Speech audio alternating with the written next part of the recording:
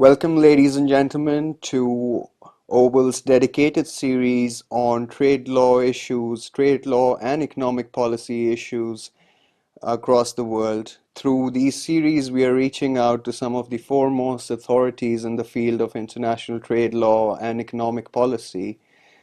Today, I'm joined by Professor David Gantz, who is a professor of law at Rogers College of Law, and he's also the co-director of the International Trade and Business Program over there. Professor Gantz, thank you so much for joining us for this interview. My pleasure. Professor Gantz, my first question to you relates to the recent breakthrough at the Bali negotiations and the consequent passing of the Trade Facilitation Agreement. Do you believe that the post-Bali session is going to provide the impetus to take the Doha Development Agenda forward? And within that structure, do you think the successful execution of the Trans-Pacific Partnership and the TTIP will somehow act as a roadblock? All right, there's several questions in there. First of all, I'm not optimistic that the WTO can move beyond its recent success after a year in getting the trade facilitation agreement into a position of being approved and subject to ratification. I think it's a very important agreement for many, many countries, but I don't think it necessarily translates into much broader WTO agreement on things like services, for example, and maybe not even for improvements in the information technology agreement.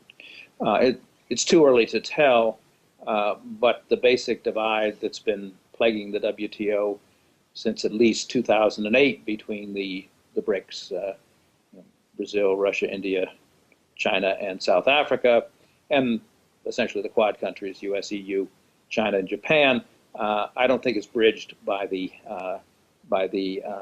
recent agreement. So we'll wait and see. I hope I'm wrong, but I don't think it's likely to major change or get us back to this huge this concept of single undertaking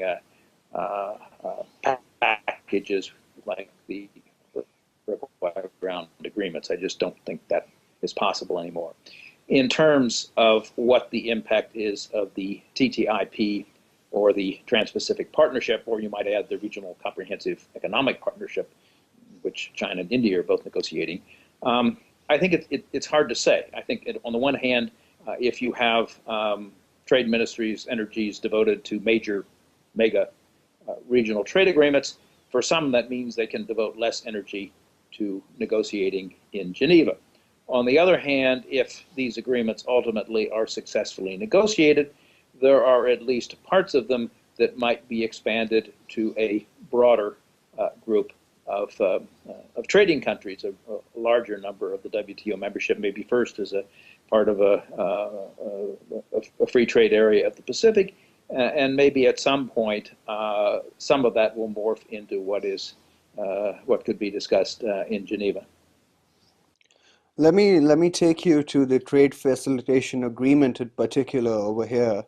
And from the perspective of emerging economies and LDCs, do you think the TFA is going to help these economies, and do you think it is going to address the problem of red tapeism effectively in these economies? I think it depends a lot on the will of national governments to implement measures which in some cases will be opposed by existing constituencies, and also the will of developing countries to provide a level of massive technical assistance to help developing countries modernize their customs services, improve risk management, take advantage of electronic filing and other systems, and frankly, to help root out corruption in the customs services, among others, but I think those are among the most important. And when it comes to the recent fiasco at the WTO over the food security program of India. Do you feel that, and there is a lot of pros and cons, or you might argue that there is a lot of merits on each side spectrum over here. Do you believe that domestic support mechanisms are in contravention of the goals of a multilateral trading framework? And is it possible to consider these support measures in tandem with the objectives of the WTO? This, of course, is a question which has been plaguing the WTO since before the Uruguay round. I mean, a major focus of the Uruguay round was to reduce agricultural subsidies, although then the focus was mostly on the EU and the United States.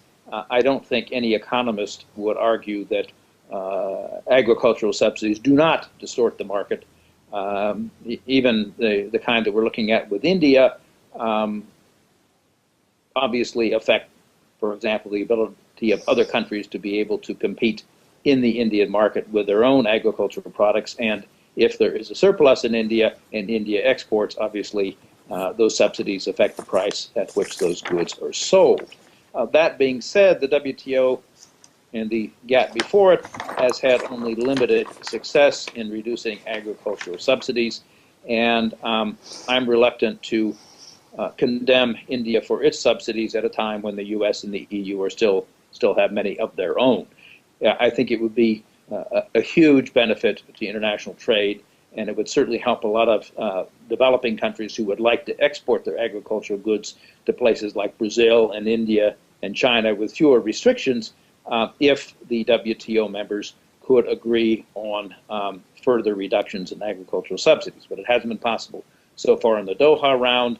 In theory, the Bali understandings mean that within 4 years, the membership will figure out how to deal with the Indian type of subsidies, but I'm not going to hold my breath. But do you think the trade distortiveness of a minimum support mechanism in pursuance of a food security initiative is somewhat exaggerated? I don't know enough about the individual cases to really be able to answer that question correctly. I think you obviously, in any solution, any broad global solution to the subsidies issues, you have to take into account food security issues, which involves not only subsidies but export restraints, for example. But exactly how that would be implemented in different countries is, to be perfectly honest, these are agricultural technical issues that I just don't know that much about. Okay. Let me take the discussion to the Trans-Pacific Partnership now. And what do you see a problem in the exclusion of China as a negotiating party to both TPP, and what sort of trading regime are we looking at in the future? Well, the expressed views of the U.S. government, which you can accept or not accept, and I accept most of them, is that if China is willing to make the kind of um, agreement that the TPP likely will be, with very extensive tariff cuts, with more open services market, with IP provisions, with some restraints on anti-competitive activities of state-owned enterprises, that China would be welcome as a member. And from an economic point of view, if China were willing to make all of those types of understandings, it would be an enormous benefit to the current 12 TPP members. So I think one can be cautiously optimistic that if the TPP gets done, let's say by the middle of 2015, that at some point in the future, not only China, but probably South Korea and maybe Indonesia and some of the other major Pacific Rim countries will also decide that it is in their interest to accept those disciplines and become parties. And I think it's very much in the U.S. interest for China to do that if China is prepared to do so.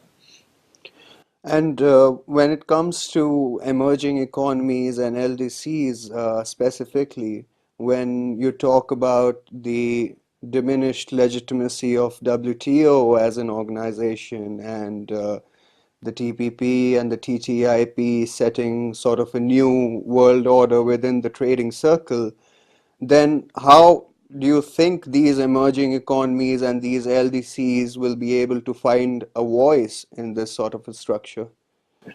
I think this is the biggest risk and the biggest reason for unhappiness if we are seeing, as I believe we are, a shift from trade liberalization negotiations in Geneva to the TPP, the TTIP, the RCEP, and all of these other huge list of ongoing negotiations. A lot of countries, particularly those that do not have a major role in the world trading system today, and that includes a lot of African countries, among others, and smaller countries in Latin America, are going to get left out in the cold. And I think that is a tragedy. It obviously flies in the face of the WTO principle of special and differential treatment for developing countries. Some of that can be resolved through the unilateral programs like the generalized system of preferences, but those really aren't adequate, particularly in the areas where some of the poorer developing countries compete, like textiles and apparel, sugar, things of that, which are where they're facing largely closed markets, not only in the EU and the US, but also in the BRICS as well. Well, Professor Gantz, thank you so much for joining us for this interview, and we hope to have more interviews with you in the future. It's my pleasure to be with you.